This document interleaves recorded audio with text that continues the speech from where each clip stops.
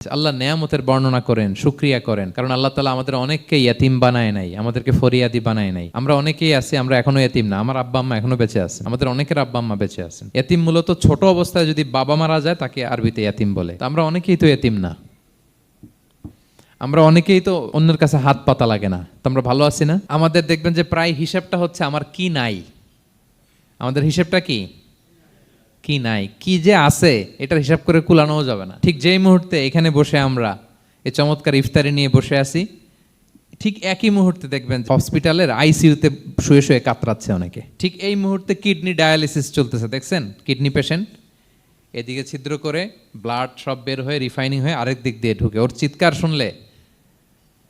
Burn ইউনিটে গেছেন কখনো? আগুনে পোড়া রুগী, আপনার তো অনেক কিছু নাই, আমার এটা নাই ওইটা নেই, আল্লাহ এটা দিল না, এটা নিয়ে আসেন। আপনি বার্ন ইউনিটে একদিন যায়েন, তাহলে বুঝবেন যে আল্লাহ আপনার কত শান্তিতে রেখেছে। না খেয়ে কয় রাত কাটিয়েছি আমরা, বলেন তো? কত লোক বাড়ি ভাড়া পরিশোধ করতে পারে না, ঋণের বোঝায় জর্জরিত, দুরারোগ্য ব্যাধিতে আক্রান্ত, ক্যান্সারের লাস্ট স্টেজে। তাদের সাথে একটু দেখা করেন, ফোর্থ স্টেজে চলে আসছে ক্যান্সার পেশেন্ট।